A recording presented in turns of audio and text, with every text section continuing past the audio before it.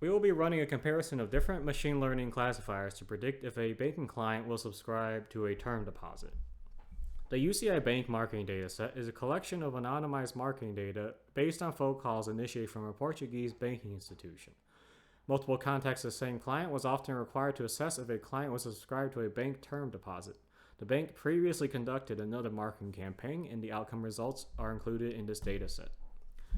Here we see 17 different variables. The Y variable at the very end indicates whether the client subscribed to a term deposit or not. Starting with the first, we have age. This represents the age demographic of the individual.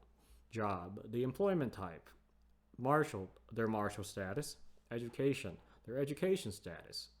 Default, whether this individual has a credit default. Balance, their yearly average balance. Housing, this field indicates the housing loan status of the individual. Loan, this attribute shows the personal loan status of the individual. Contact, the method of communication used. Day, this represents the last contact day of the week with the client. Month, this indicates the last month of the last contact with the client. Duration, this attribute shows the duration of the last contact in seconds.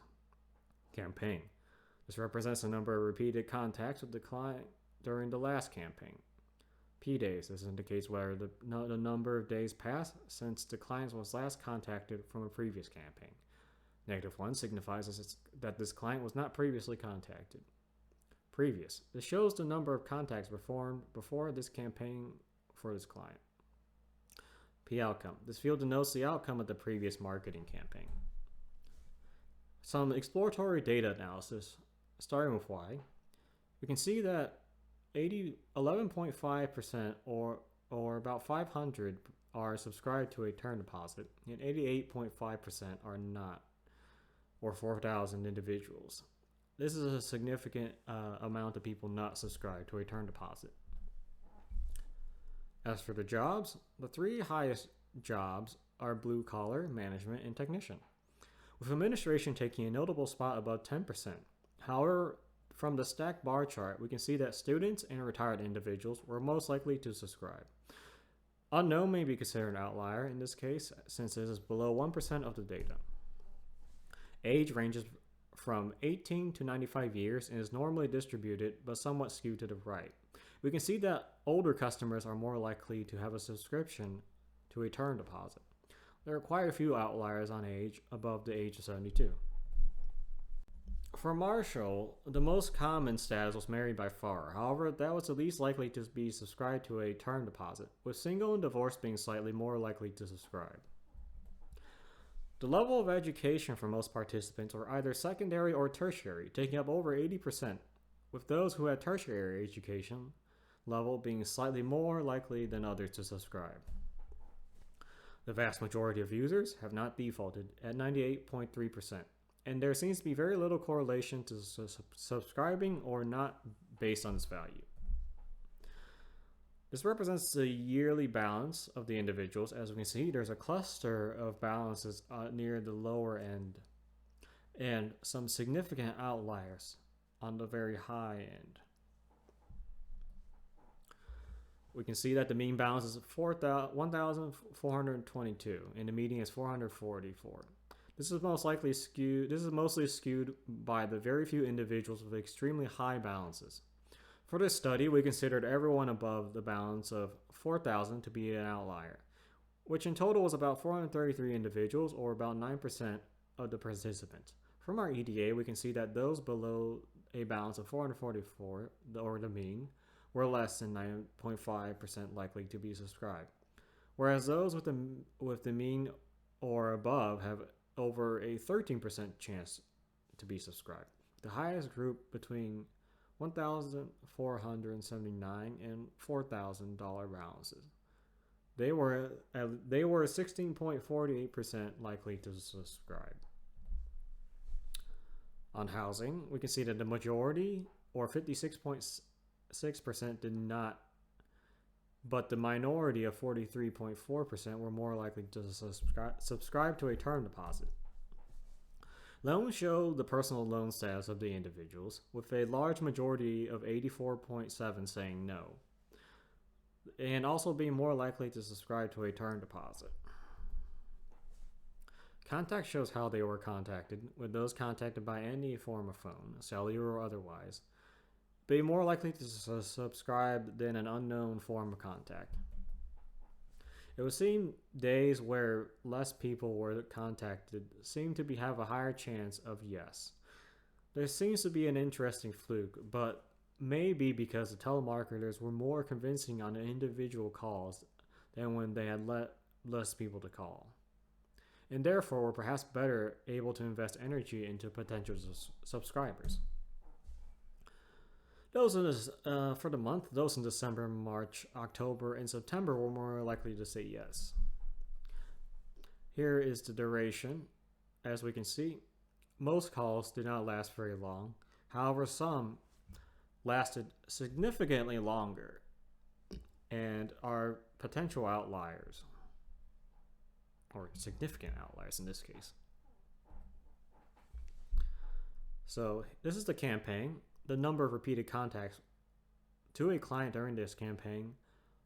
Most have only been contacted a very few times. However, we can see some have somehow been contacted 50 times, over 50 times. Yeah. As previously said, here we can see the majority of the contacts were below 7, with those being 10 and under being more likely to subscribe than not. You can see the mean value of the P days is 40, but the majority were at 0 or simply not contacted at -1. Here we can see that the vast majority was 0 for the previous contacts, and a group of individuals between 1 and 14 days were most likely to say yes to a subscription.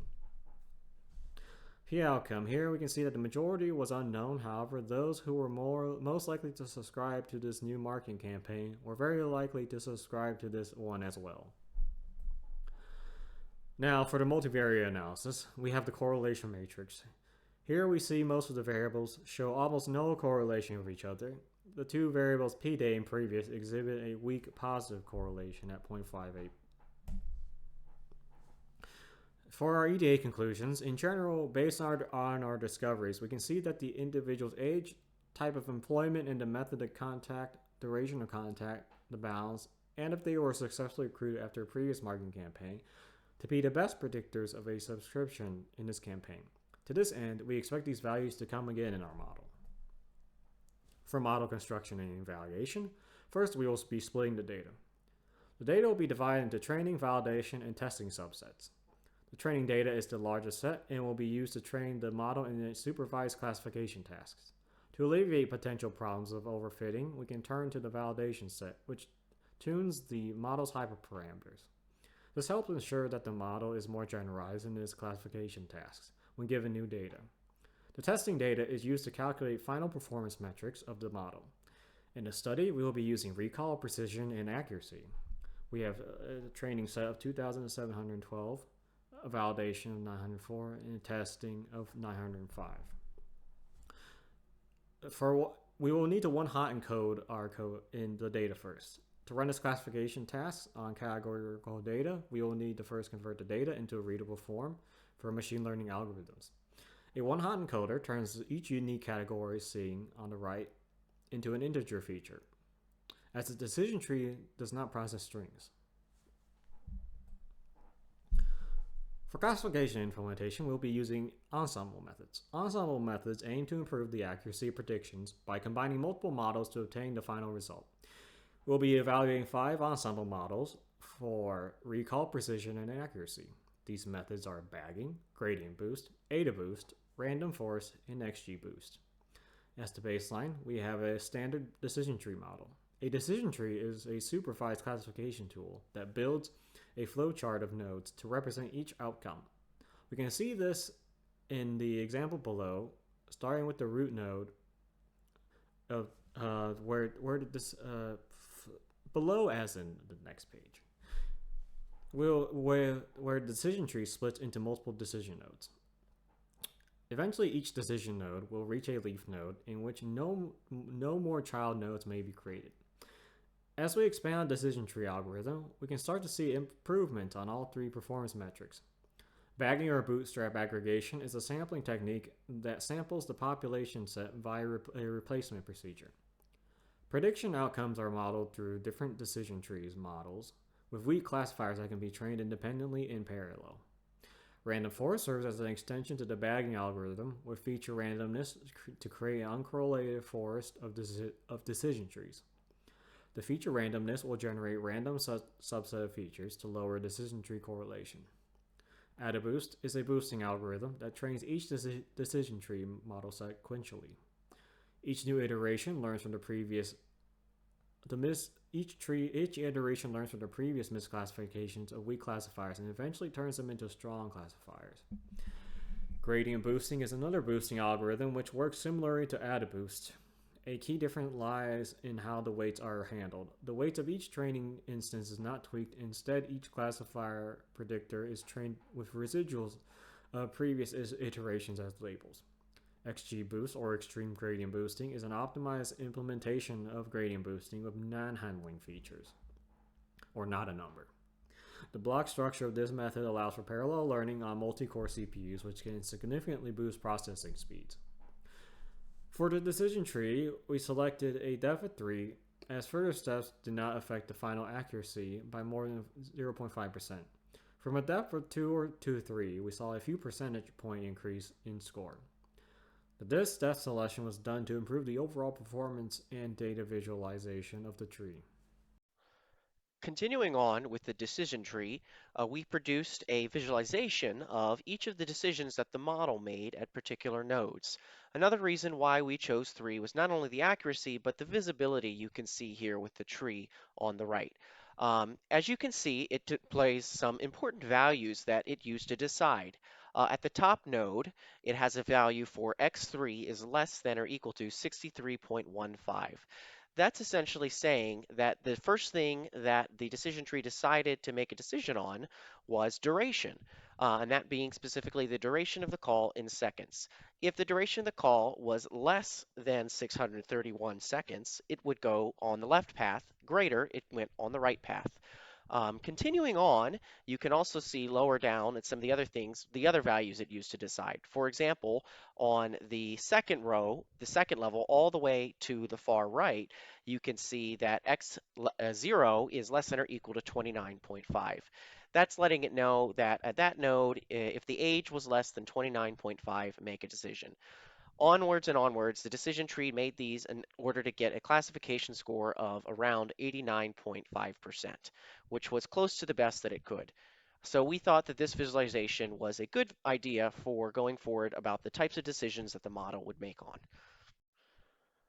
Because of this, we considered our decision tree model to be a white box model. That is, you can get a pretty good idea of what's going on inside of it if you really wanted to know. Going forward, however, for our 5 other models, we consider these to be our black box models.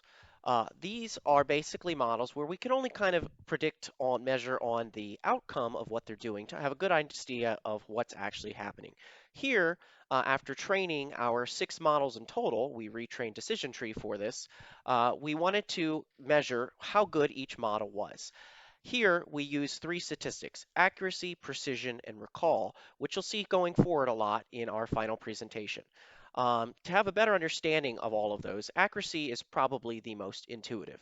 It measures the proportion of total correct predictions made, both true positives and true negatives, out of all the predictions made. It can be a good general measure of the model's performance across all cases. However, it can also be a little misleading, especially in cases where the data is imbalanced. In such scenarios, it's also important to account for some of the other variables here, such as precision and recall. These each address the limitations of this by focusing on the performance of the model in predicting a specific class. Precision measures the proportion of true positives out of all positive predictions, and recall, also known as sensitivity, measures the proportion of true positives out of all actual positives, the sum of true positives and false negatives. Together, these indicate the model's ability to find relevant instances of a particular class. In relation to these models, precision relates to false positives, or where the model thought someone would subscribe, but in fact they wouldn't. Recall, therefore, related to false negatives, or where the model thought someone wouldn't subscribe, but in fact they would. Essentially here, a low precision means the bank would waste money contacting a lot of customers who won't actually subscribe, and a low recall means they'd miss out on contacting customers who would. For the case of this study, it's not really clear whether precision or recall is what the bank wants more. It really comes down to a cost-benefit analysis. What's worse, contacting a bunch of people who won't subscribe or missing out on subscribers who actually would? The first being precision, the latter being recall. Since there's no real clear indication on the data, which is more important, we just reported both, and we let that known going forward for the banks in future analysis. Here, as a whole, we can see the different values for each of the models. Going forward with decision tree, we can see the accuracy was 86.9%, bagging 88.94%, random forest 89.16%, gradient boost 89.27%, and also the highest, ADA boost at 88.61% accuracy, and XG boost at 88.61%. Based on this information alone, we would recommend either gradient boost or random forest to be the best predictive models for the bank. Going forward, we decided to implement some improvements to our models to see if they would help improve some things. One of the things that the original authors of the dataset suggested was to drop duration. Duration was the duration of call in the number of seconds when a subscriber was initially called. Usually, the higher this value, the more likely somebody was to subscribe. The reason the original authors recommended duration being dropped is basically it doesn't have any realistic predictive value since you only know the duration of a call after the call is over. And also after that call is over, you typically also know whether somebody subscribed or not. We kind of challenge this going forward because while, yes, you don't know the duration uh, necessarily, you can theoretically increase the duration of the call by intentionally trying to have a longer call with users. However, for the sake of recommended improvement, we decided we'd drop duration anyways and just see how the model changed as we did. To the right, you can actually see the values of the accuracy with the duration dropped and the models retrained. So here you can see that the highest was actually random forest with our highest accuracy value as a whole at 89.38%. However, altogether, we found that these accuracy values weren't actually that much better when previously duration hadn't been dropped. And in some cases, they were actually lower. As a whole, therefore, we decided that we would explore trying to make additional improvements on top of duration with the K-folds and seeing where that took us. For our next model improvement, we decided to take our drop data and perform a K-folds cross-validation. A K-folds cross-validation is basically a statistical method used to estimate the skill of the model. It's particularly useful in situations where you have a limited amount of data, such as ours, and you may want to make the best out of it. Essentially, instead of just doing one test, train, and validation split, you actually do several corresponding to the number of K. It then is able to The model is then able to average the different performance statistics across all of these folds, and then you get a much better idea of how the model performs as a whole on different splits of data than just on the initial one. This basically weeds out any bias for initial split you may have and just gets you a better overall idea. Here we wanted to see if maybe our model was biased a little low and seeing if doing so would help improve it. What we actually found was that the K-folds validation did very little to help, if at all, and in general, most of the models actually performed worse. Our lowest was at 81.53% for decision tree, which was nearly 8% lower than the original base model, and the gradient boost and random forest both came again at under 89%. As a whole, we were kind of surprised by this because we expected K-fold to do a little bit better, but it just means that I guess our original sample data was pretty good. So for this case, K-folds was an interesting experiment, but we did use it going forward. Finally, we compared all three different types of models. We conformed the performance of the base, the dropped, and with the K-folds. Here you can see the accuracy values discussed earlier and the decisions we made around it. We ultimately decided to go with the base performance model, and we argue that it's not necessary to drop duration in our conclusion. And we'll get into that in a little bit more. But as a whole, we decided to use these performance-based values up here. Continuing on with our decision to use the base model, we decided to display a few charts to get a better idea of what was going on with it. So here we created a few confusion matrices to better understand the nature of the true positives and the true negatives in play in our precision, accuracy, and recall. Up here you can see the true negative values, and down here you can see up here you can see the true positive values, and down here you can see the true negative values. The false positives lie here, and the false negatives are here. As a whole, you can see how these different metrics changed for each of the models and the different values that went into play here. Another feature that we decided to explore in the base models was which features were the most important in informing the models on what values that they decided to come to their conclusions about whether someone's going to subscribe or not. Here we used a feature importance map to view each of these features for each of the models and get an understanding of them. Unfortunately, feature importance only exists for 4 out of the 6 models, but we feel like from this we got a pretty good idea. Going forward, here are some of the values that the models determined were important. We can see the importance of duration here greatly outweighs most of the other and has nearly a 30% importance. Balance was also important for many of them, and duration as well was important for nearly all of them. The previous outcome success of previous campaigns was very important for XG Boost, as well as the months of June, September, and October. And again, duration. We can see down here for gradient boost, P outcome success was also important, as well as balance, age, and day for the decision tree models. As a whole, these values give us a decent idea of what to recommend for banks going forward if they want to make campaigns and who to specifically target when campaigning future customers. In conclusion, the UCI Bank Marketing Dataset is a collection of anonymized market data based phone calls initiated from a Portuguese bank institution. In this, the institution ran a campaign, mostly phone-based, to try to convince members to subscribe to a term deposit. In our data analysis, we learned several key things. First, based on our exploratory data analysis, we learned that the individual's age, type of employment, the method of contact, the duration of contact, the balance, and if they were successfully recruited after a previous marketing campaign, P outcome, seemed to all be the best predictors of success in this campaign.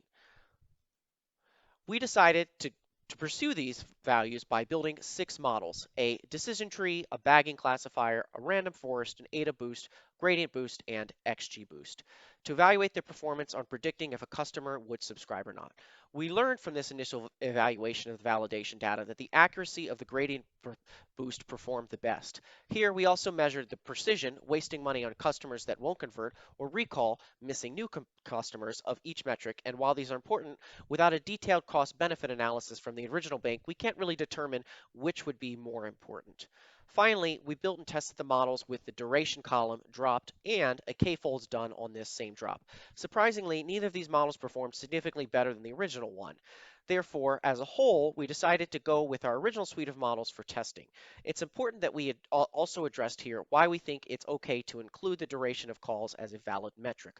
While it's true that callers won't know how long their call will be until afterwards, since we can see it and add a significant predictive analysis to it, I mean, it was over 30% prediction for most of the models, we decided that it's best to include, and we believe it informs the caller that the longer they can manage to stay on a call with a potential customer, the better they may have a chance of getting them to subscribe.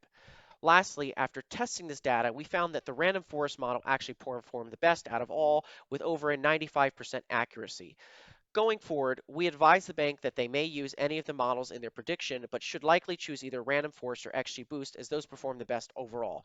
They should also market to people who are older, previously subscribed to a campaign, and have a high balance. Thank you for listening to our presentation, and we look forward to hearing your feedback.